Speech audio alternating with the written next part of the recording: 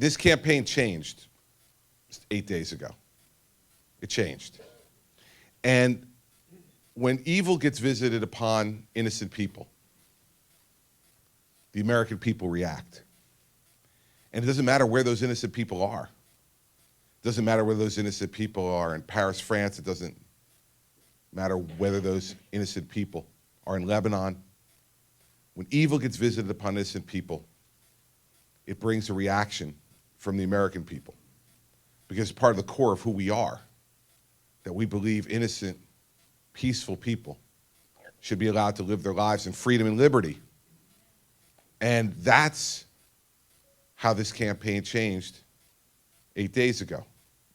8 days ago, I was in Des Moines, Iowa, and we started to get some initial conversations over the internet about something happening in Paris. And as the day went on further and further, it got worse and worse. And for many of us, as we sat in front of our TV sets on Friday evening after our work week was over and watched the coverage, we not only felt a great sense of empathy for the people of Paris, because we've been there, but we also, I'm sure, felt even more acutely the growing sense of vulnerability.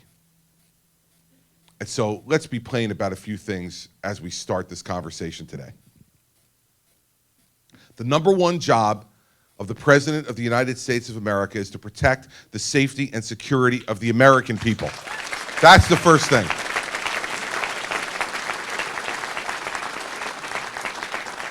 There are people both inside our government and in our country who believe somehow that other responsibilities come first.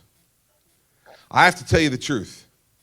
After this week, it's almost funny to be lectured by the President of the United States. Now, I was lectured by the President of the United States this week from far away. You know, he said, oh, there's some tough guys in this race who are afraid of widows and orphans. Well, once again, this president misunderstands. But the great thing about this president is, and I said this a couple of times this week, I want to say it again. When we look back on the Barack Obama presidency, there are lots of things we could think, but I will tell you the one thing that I will always remember. The one phrase that symbolizes his failed leadership in this country. Often wrong, never in doubt.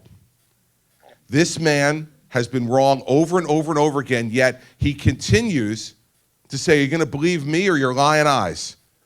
As we watch the world fall apart, Barack Obama continues to tell us that everything is just fine, and that what we see is not what we should believe. And so, yeah, I am concerned about widows and orphans.